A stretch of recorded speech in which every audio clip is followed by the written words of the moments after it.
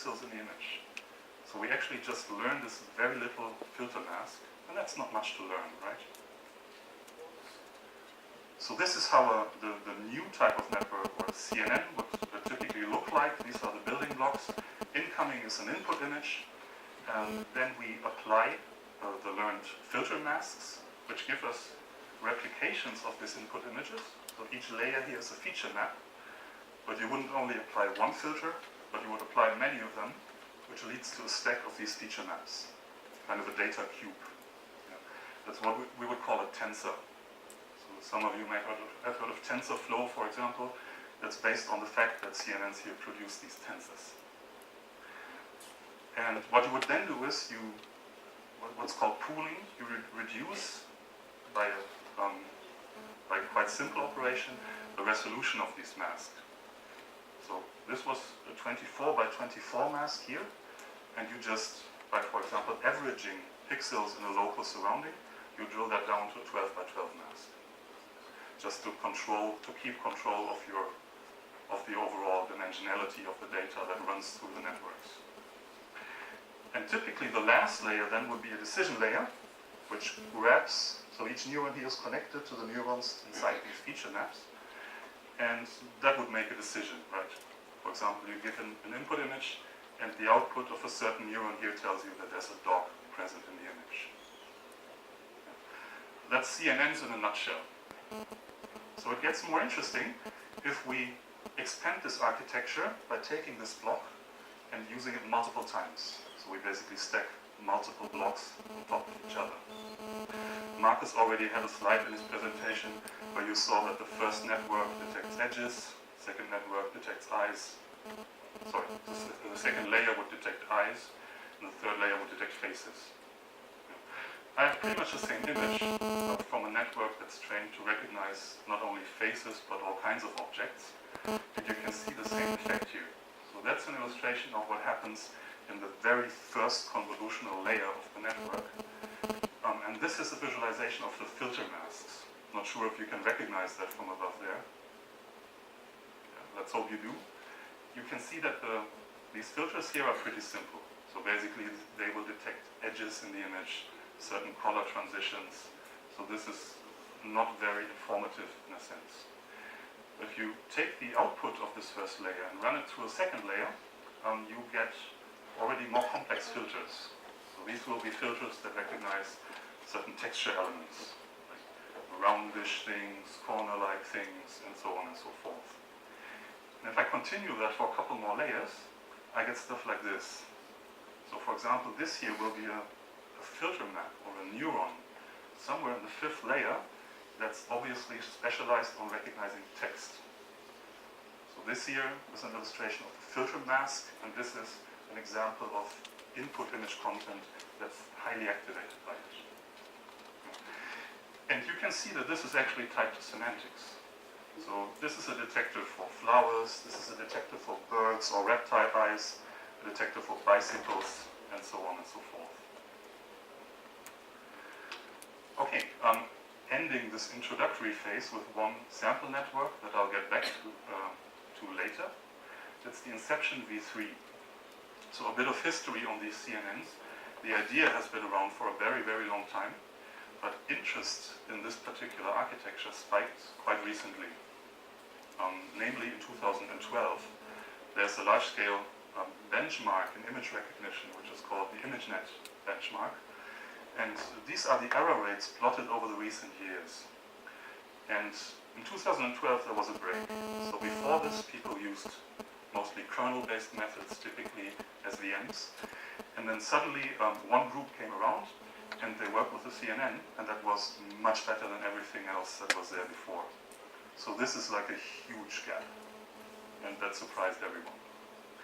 And since then, the whole deep learning trend basically emerged, and people have been digging into these neural networks, leading to more and more complex architectures. One of them was the one in 2015. That's the Inception v3, the network I'll be working with. Illustration of the network is here. So you can see that's, well, it's quite complicated already because each of these boxes basically makes up for a certain type of convolution, a certain filter bank. So you have 22 layers in total, it's quite a lot. 25 million parameters that you learn with this system. And each time you do an inference, so you input an image, and you get the output of the network, that's 5 billion multiply add operations. So that's pretty expensive. On a regular gaming GPU, that takes like 200 milliseconds. That network has been pre-trained on this very large ImageNet data set. So there's a data set with 1.2 million images around, and for each of these images you know which semantic objects are present in there. And you know that for thousands of these object categories. And this Inception v3 was the first network that really achieved human-level object recognition error on such a challenging data set. Yeah.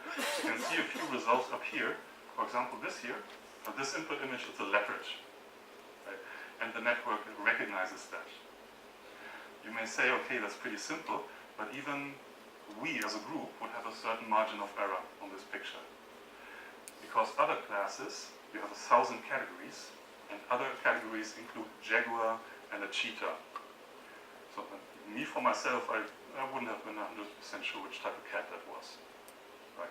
So humans make like, you can see that in the plot here, human would make like a top 5 error of like 6 to 7%, and Inception v3 is actually comparable to that.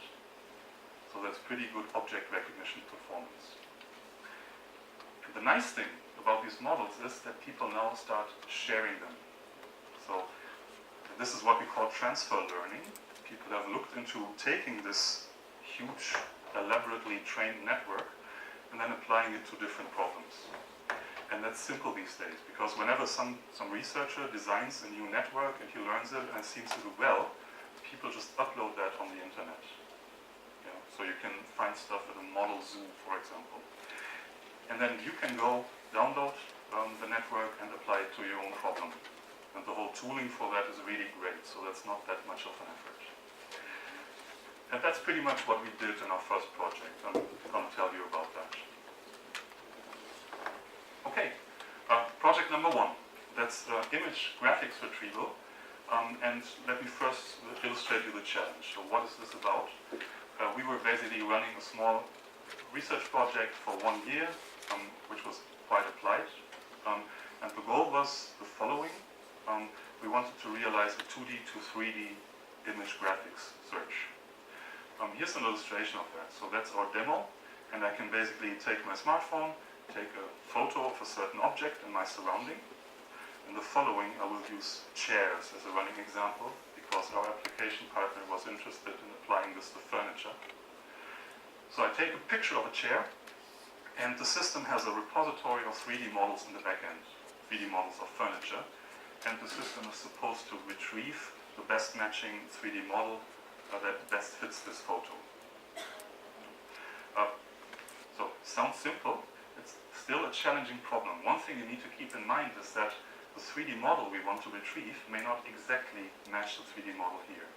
So we don't have exactly that chair in our repository, but we want to find a similar chair. So you see here that certain design aspects are different. Also, we want to display the result object, so the result model, from the same perspective as the photo was taken at. So we're interested in estimating the position from which the camera is filming. Okay, and we tackled that by using deep learning. Okay, applications to that, what could that be useful for? You can think of customized product design, for example. So you go to a furniture store, you take a picture of this table there, but you want it a bit longer. So you could just take the picture, get the 3D model, modify it a bit, and then have the product implemented to your needs.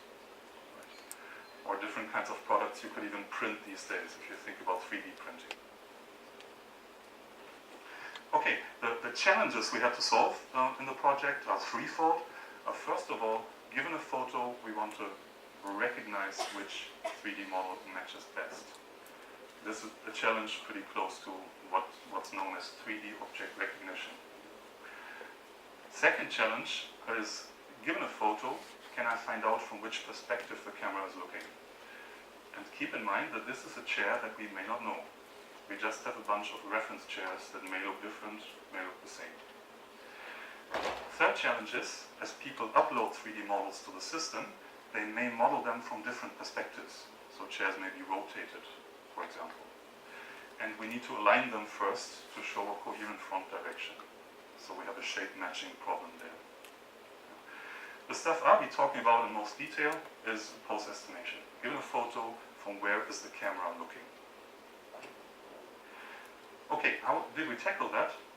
Because we were interested in using CNNs, we took a view-based approach. So we don't do an actual 3D matching, but we render a 3D model into a couple of reference views. So we basically place the 3D model in the center of the sphere, and then we place the camera around it and render out a couple of hundred sample views of the object. And we played around here with different camera sampling strategies. So either we use a subdivision sampling, which corresponds to this mesh, or a Monte Carlo sampling, which means camera position is randomized. We played around with different types of background. So some of our test material shows no background. For some, we retrieved flicker images and placed them behind the object. And we also use different levels of graphics quality. So sometimes we would turn shadows on and off. Sometimes we would use ray tracing. Sometimes we're playing form shading. So this is the level of graphics quality that we get. And our goal is to match that to a photo. And we're interested in finding out if a CNN can do that. Okay, then we played with two models. The first one, I will call from scratch in the following. That's actually the simple thing you could do. So what happens here is, given a 3D model, I first render a bunch of training views. And with these training views, I train a self-made CNN. And that network, so I run the image to it, and this network is particularly trained to predict the 3 coordinates of the camera. Rotation is not interesting for us because we assume that the camera is looking at the object. And then basically, if I run a new photo through this trained network, it'll give me the pose or the position from where the camera is looking at the object. So this is from scratch because we hand designed the CNN ourselves and train it ourselves. Second approach would be transfer. So can I use one of these big CNNs and can I bring that into the picture somehow? We did that the following way. Again, we get training views from the 3D model and a test view from a photo. And all of these views we run through the Inception V3 network. So that's a larger network now. And what we'll do is, these activations here inside the network, we hope that they may be interesting for estimating the pose of the object somewhere. So let's hope that somewhere in some layer, there's something that's activated when there's a leg of a chair, for example. So we pull these tensors here, and they serve as feature vectors. So basically, we use Inception V3 simply as a feature extractor that describes an image. It gives me kind of a semantic representation of it. Yeah. And then based on these feature vectors, we do a simple KNN, so a simple nearest neighbor. That translates to, given a photo, run it through Inception, get a feature vector, and then find me the reference view here with the most similar feature vector. So for example, for that photo, I would hope that I find this reference view, which is kind of from the same perspective. So basically, we implemented these two things and let them play against each other. A couple of details on both models. So first, the CNN we implemented ourselves. That's model 1, the from scratch CNN. That's a fairly standard architecture. So we used 4 layers stacked of different pooling and convolutions, value activation functions, and in the end there is one fully connected layer, and then the final layer that, based on the activations here, gives me the 3 coordinates. This is pretty straightforward, the first thing you would do. And as a loss function, so we really train the network, to directly reduce the error, and by error I mean we have one camera position that's the real one, and I know that because I rendered the image, and then I have the estimated camera position that the network tells me where the camera is. And we really just use the Euclidean distance between these two positions as an error function, and the network directly minimizes this in training. Second model would be the transfer model. So I sketched up the Inception Network here. Just briefly recall that when I'm given a query photo, I run it through Inception. From some layer, I pull a feature vector, and then I do KNN, which means I find the best matching reference view in Inception feature space, and it's pretty important that you use the angular distance for that. So not Euclidean distance, but angular. So what's interesting about this setup? Let's think of this for a minute. First of all, there's a difference between graphics and photos, right? So the graphics views we have, you can kind of see that they look different to photos. So the question is, this Inception network here has been trained on photos. It's never seen a rendered graphic. So what happens if I feed a graphic into that? Will that still recognize that there's a chair inside there? So will it activate the same features as if I give it a photo? That's question number one. Question number two, this Inception network has been trained for recognizing stuff. So in the end, it only outputs, hey, yes, there's a chair in the image, but it hasn't been trained to tell me where this chair is. So question is, are there interesting signals somewhere inside there that still help me to localize the chair? Or to tell me where the camera, from which perspective it is looking. Third question is, well, which layer is a good one? I could pull my signals from here, from here, from here. So we basically tried out all these alternatives and check what works best. I'll show you a plot in a minute. Okay, our results. So what we did is we had 200 models of chairs. So I already said we're interested in furniture, and chairs was the running example. And then we took, to estimate how good our stuff was working, you need views of chairs, and you also need ground truth, which means that for each view, you need to know from where the camera is looking. And that was the toughest part, because Marcus, who did the project, basically drove to a local furniture store, asked them, can I take pictures? And then he took pictures of chairs all day. So we ended up with 340 photos. And how do we know from where the camera is looking? We would take 2 photos with a fixed camera, and in the first photo there was a chessboard marker on the seat of the chair. And based on this we can calibrate and know from where the camera is looking, and then we remove the marker for the second photo. So we do have ground truth that we can evaluate against. A couple of sample results. So we did recognition on this. Top row would be the test photos, bottom row would be the recognized 3D model, and you can see that this works quite nicely.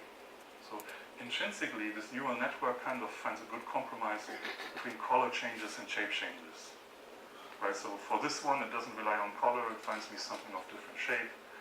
Here it's kind of not irritated by the fact that the back of the chair looks different. So for these 4, what we got out of the system was actually the best matching chair that we had in the repository. Yeah. For that one, it didn't work, but we didn't have anything close to that anyway. Also for viewpoint estimation, you can see that that's the best working system we had in the end.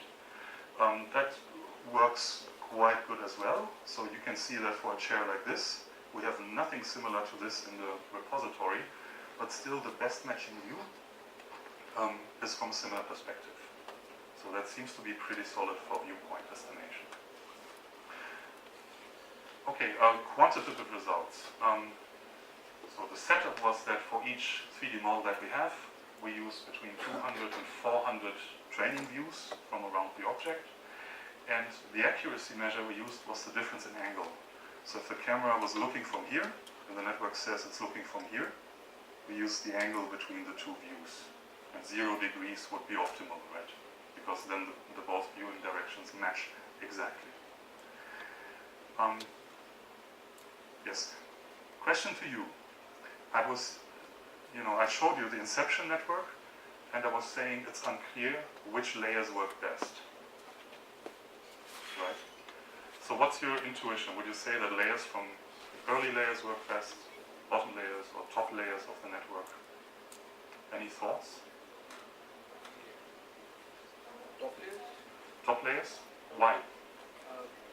Because the bottom ones are really looking at low-level features, and then as you go up, they're looking at higher-level features. So maybe when you get to the top, you're kind of looking for not just the object but the pose as well.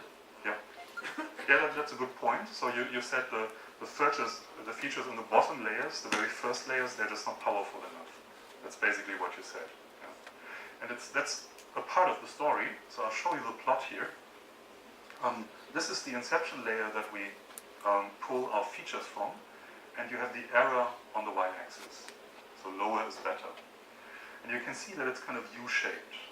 Yeah? And bottom line is for the early layers, it doesn't work because, as you said, features are just not powerful enough, so they won't be tied closely enough to semantics. For the top layers, it didn't work either. And people have made similar experiments for recognition and have had similar results. The hypothesis here is that a neuron in a top layer will be specialized heavily on the task that the network has been trained on originally. So these neurons here, they will be specifically trained to recognize dogs, jaguars, and all kinds of things. So the features here are simply not generic enough, so you can transfer them to a different problem.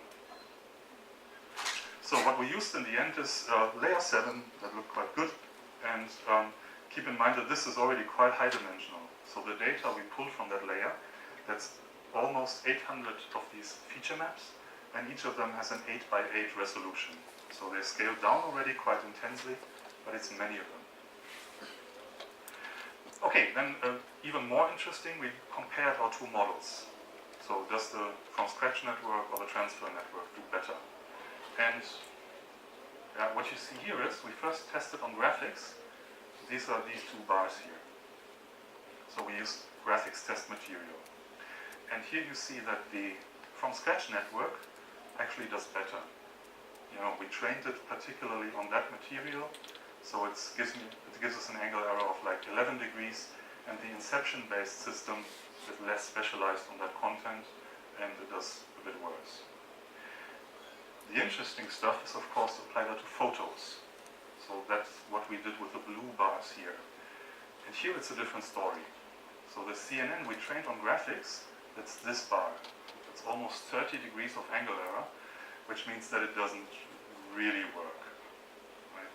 And we improved things a bit by mixing graphics and photos, and only training on photos, and so on and so forth.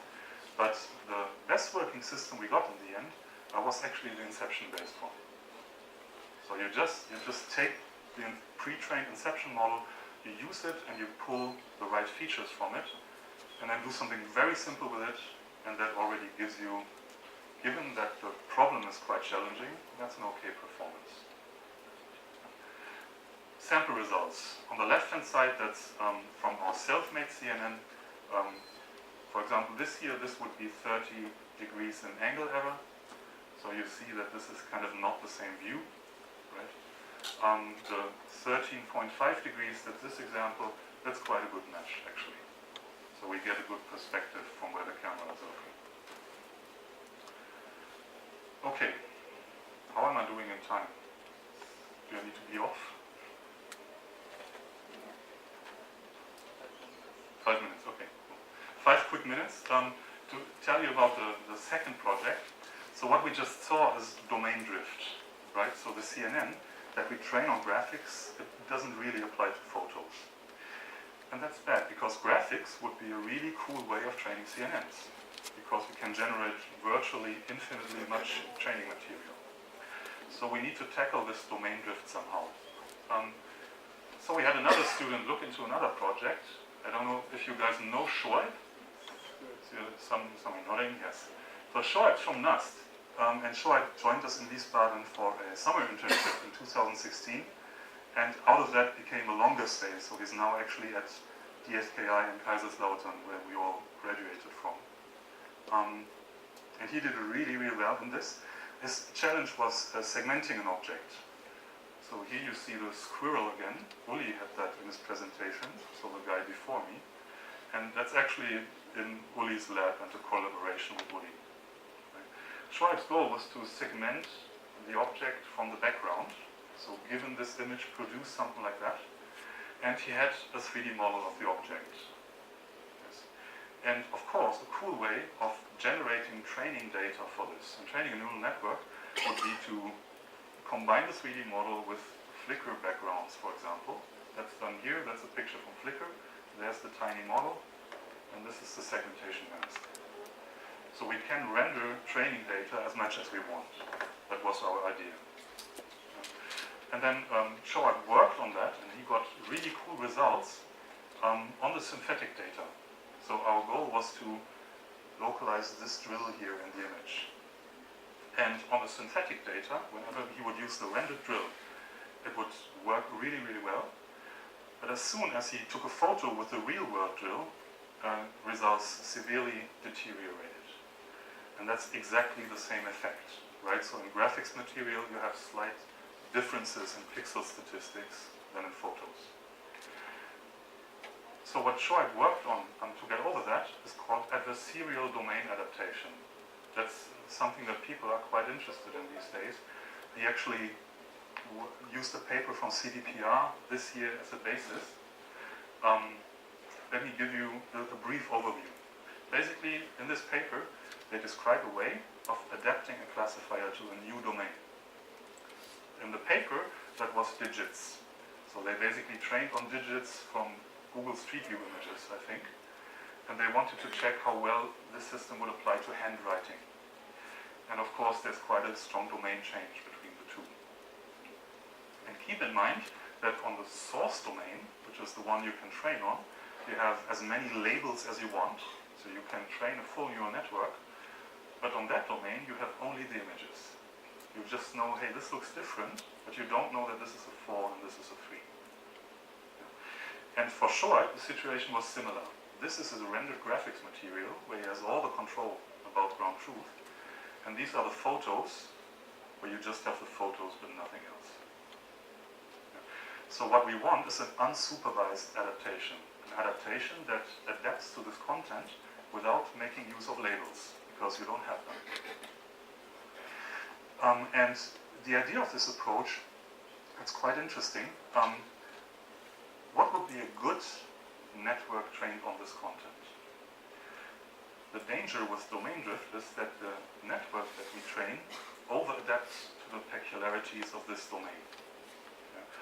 So a cool network would be one which, for this domain and for this domain, produces internal signals with roughly the same statistics. Right? So the distribution of signals should be kind of the same for this and that. And when you have that, you know that your classifier is not lured into this domain.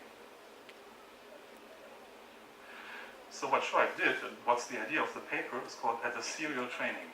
So you would first train a classifier on this domain, and then you say that this classifier, it's a big CNN. Let's assume that it consists of two parts. First part that is responsible for feature extraction, and the final part that just makes the decision. And what you want is you want to adapt that part such that it produces similar outputs for these two domains. So the trick here is we just bring a third CNN into the picture. That's another CNN. And to this one, we just give input images from this domain and from that one. And this CNN tries to decide from what domain the image comes. And when we have what we want is, we want this network to be as confused as possible. Because then our mapping, our internal CNN, produces states that look statistically the same for both domains. And this guy can't tell them apart anymore. So that's what Shoaib worked on, basically discriminative training, which will always do a few iterations of training this classifier and then improving the mapping. he got to some cool initial results. So you see here, this is a sample result with no domain alignment, and this would be with this domain alignment technique. And you see that by the adversarial training, we kind of can recognize the drill already that's in here. So that's quite good, even though not perfect. And he also had first quantitative improvements. But what happened? He had to go back to Pakistan and do other stuff, so we kind of got sidetracked by this. Okay, I think that's pretty much it. 3 things to take home. Keep in mind that with CNNs you can have domain drift. In our case that was between photos on the top and graphics material at the bottom. I told you about the possibility to transfer large-scale CNNs, in our case Inception, to just other problems, for example by extracting these neural features from them. And finally we talked about adversarial training for trying to overcome this domain drift problem. Okay, that's it. I'll be happy to take questions.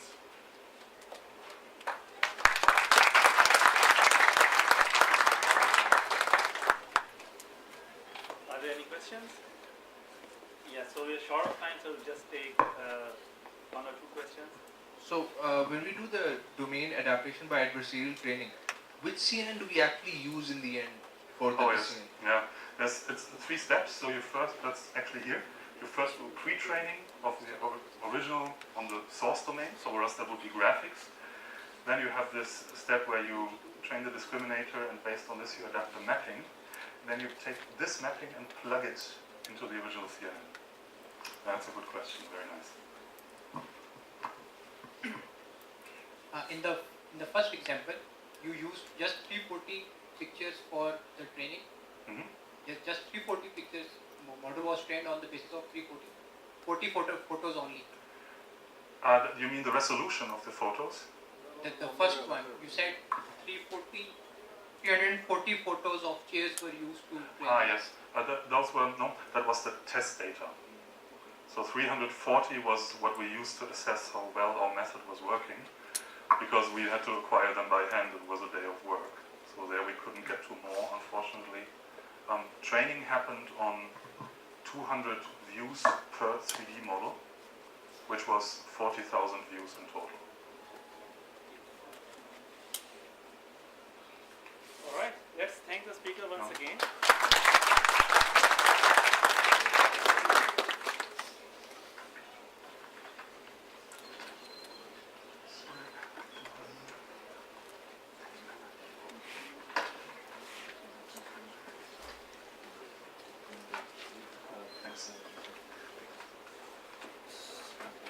Dr. Sheikh Faisal Rashid. Dr. Sheikh Faisal Rashid obtained Doctor of Engineering from University of Kaiserslautern, Germany. He did his postdoc at Siemens Konstanz, Germany, and worked as a senior researcher at German Research Center for Artificial Intelligence, Kaiserslautern. Currently, he is working as a director, Artificial Intelligence Research Lab, Al-Khwarizmi Institute of Computer Science, and assistant professor, Computer Science and Engineering Department, GVT Lahore, Pakistan.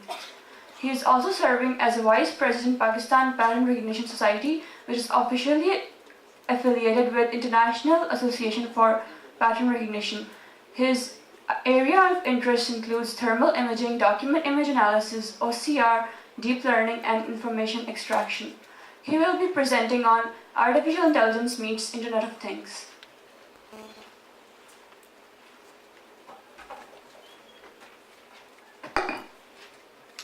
Thank you very much for the brief introduction. Assalamu alaikum.